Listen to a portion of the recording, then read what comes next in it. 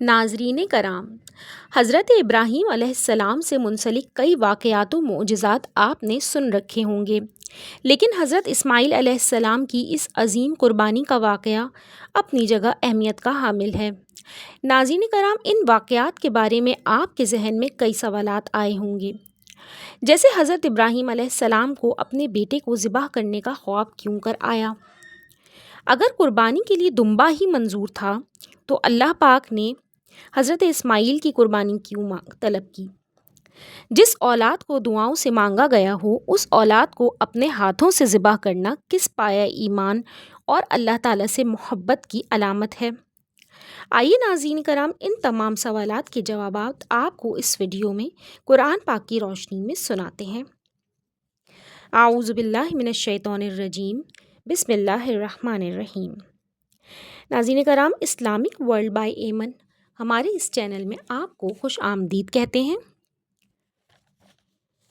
منا کی وہ وادی آج بھی اس کہانی کو تازہ کر رہی ہے کہ حضرت خلیل اللہ کے ہاں اولاد نہیں ہے۔ حضرت سارہ کے بعد حضرت ہاجرہ سلام اللہ علیہا سے نکاح فرمایا۔ اللہ تعالیٰ نے حضرت ہاجرہ کے بطن سے حضرت اسماعیل علیہ السلام کو پیدا فرمایا، لیکن آزمائش یہ آئی کہ اللہ کی طرف سے حکم یہ ہوا کہ اپنی اولاد کو اور اپنی زوجہ کو وادی میں چھوڑ آؤ اگر مجھ سے محبت کرتے ہو تو۔ اس کا یہ واقعہ ہماری پچھلی ویڈیو میں موجود ہے۔ خلیل اللہ نے اللہ کے حکم کی تعمیل کی اور زوجہ اور پیارے بیٹے کو وادی میں چھوڑ کر آ گئے۔ پھر 13 سال کی عمر کو جب حضرت اسماعیل علیہ السلام پہنچے تو حضرت ابراہیم علیہ السلام بیٹے سے ملنے گئے۔ حضرت ابراہیم علیہ السلام نے ایک خواب دیکھا اور منظر یہ تھا کہ خواب میں اپنے بیٹے حضرت اسماعیل علیہ السلام کو ذبح کر رہے ہیں۔ اللہ اکبر! آسان خواب نہیں تھا، جیسا کہ ہم سب جانتے ہیں کہ نبی کا خواب سچ ہوا کرتا ہے۔ 13 سال کا وہ بیٹا جو اللہ تعالیٰ سے دعاؤں میں مانگ کر ملا ہو، اس کے لیے حکم آتا ہے کہ اپنے پاس سے بیٹے کو میرے لیے ذبح کرو۔ صبح کو خلیل اللہ اٹھے اور اپنی بیوی کو کہا کہ بیٹے کو تیار کر دو، دوست کی دعوت میں جانا ہے۔ اور دیکھا جائے تو حضرت ابراہیم خلیل اللہ کا اپنی زوجہ سے یہ بات کہنا جھوٹ بھی ثابت نہیں کیا جا سکتا، کیونکہ اللہ تعالیٰ نے حضرت ابراہیم علیہ السلام کو خلیل اللہ کا لقب دیا تھا، جس کے معنی ہے اللہ کا دوست۔ تو اس اعتبار سے حضرت ابراہیم نے اپنی زوجہ سے بالکل سچ بات کہی کہ ان کو اپنے دوست کے یہاں دعوت میں جانا ہے۔ لہٰذا ماں نے بیٹے کو تیار کیا اور بیٹا باپ کے ساتھ منا کی وادی کی جانب چلتا گیا۔ راستے میں شیطان نے خلیل اللہ سے کہا کہ بیٹے کے علاوہ اور بھی تو شے ہیں، بیٹے کو کیوں قربان کرتے ہو؟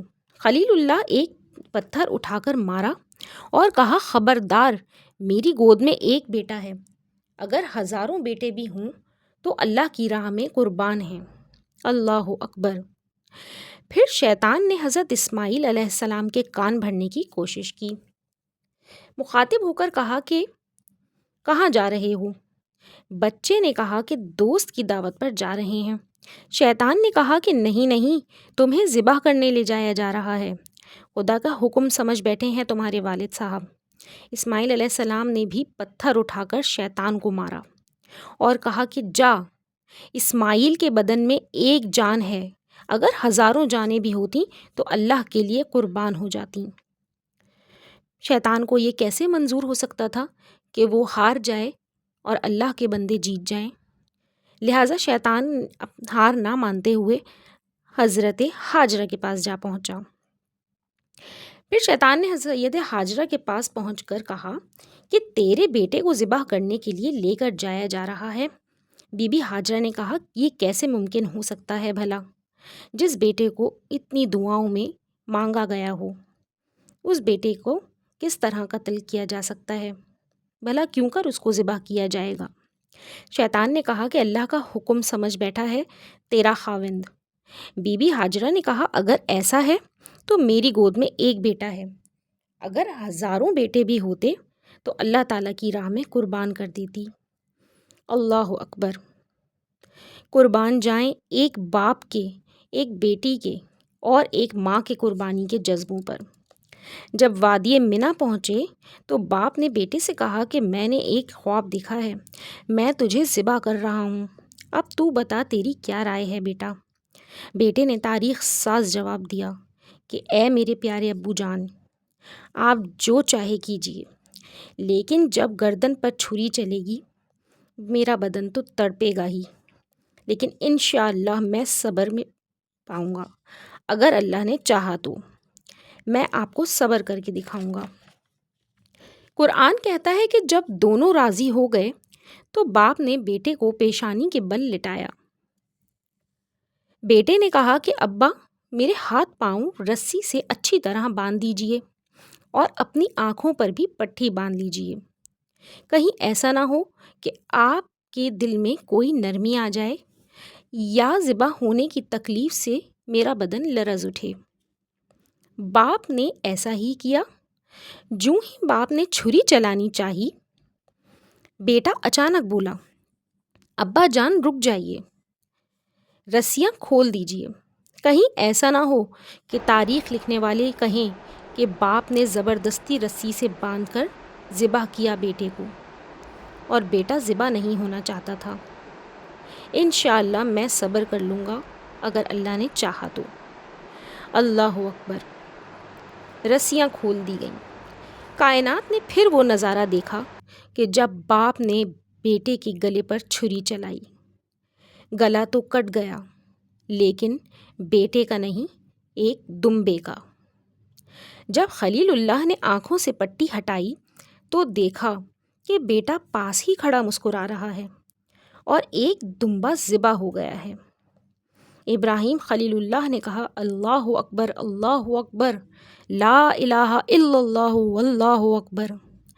آواز آئی کہ اے ابراہیم، تو نے خواب کو سچ کر دکھایا۔ اے ابراہیم، ہم نیکوکاروں کو یوں ہی جزا دیتے ہیں، ہم نے آپ کا بیٹا نہیں لینا تھا، بس ابراہیم تیرا امتحان پورا ہوا، تو امتحان میں کامیاب ہوا۔ اللہ نے فرمایا کہ ہم نے اس واقعے کو آنے والی امتوں کے لیے سنت کے طور پر قائم کر دیا ہے۔ اے ابراہیم، تیرے اوپر سلام ہو۔ آج اسی منصب پر 40 لاکھ حجاج کرام قربانیاں پیش کرتے ہیں۔ پوری دنیا کے مسلمان سنت ابراہیمی ادا کرتے ہیں جو قیامت تک ادا کی جاتی رہے گی۔ ناظرین کرام، اگر آپ کو ہماری آج کی ویڈیو پسند آئی ہو تو ہمارے چینل کو لائک، شیئر اور سبسکرائب ضرور کیجیے گا۔ اس دعا کے ساتھ آج کی ویڈیو کا اختتام کرتے ہیں کہ اللہ تعالی ہم سب کو قرآن پاک کو پڑھنے کی، سمجھنے کی اور اسے دوسروں تک پہنچانے کی توفیق عطا فرمائے، اور جیسا کہ آج کی کہانی میں ہم نے سبق پڑھا، اس سے ہمیں سبق لینے کی توفیق عطا فرمائے۔ آمین۔